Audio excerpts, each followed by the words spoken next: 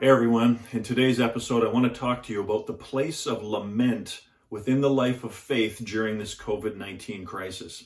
And I'm bringing this up because I'm a little concerned by some of the statements that I see being made on social media, statements that seem to trivialize some of the very real hardship and suffering that people are going through right now. I think of one well-known pastor who posted and he said, your grandparents were asked to fight in World War II. You're being asked to sit on a couch. You can do this. Now, I know what he's trying to say with that, and by and large, I'm in favor.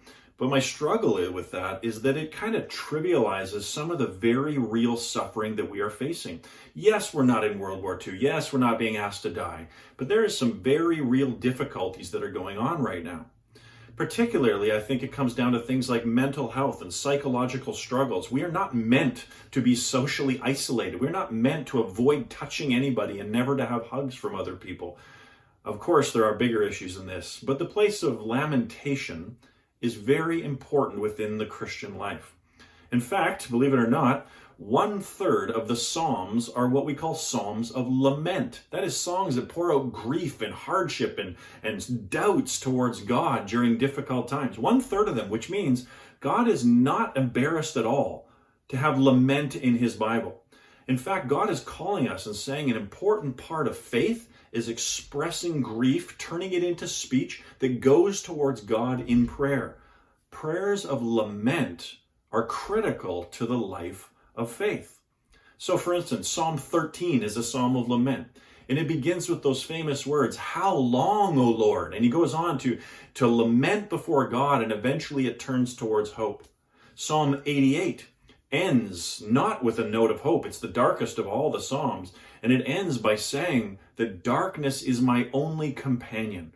Darkness is his only friend. In other words, he's totally socially isolated, and he's having a great problem with this. And he's crying out, bringing his difficulties towards God in prayer. So this is what I want to say to us. Yes, we're not in World War II, but there are some very real struggles and hardships going on. And the Christian response is not to just say, oh, we have Jesus, everything's fine, and our hope is great. Yes, we have a great hope. But we also are called to live in this world, and the life of faith is often one of lament. And so we cry out and we say, how long, O Lord, until this virus ends? People are dying. Lord, deliver us.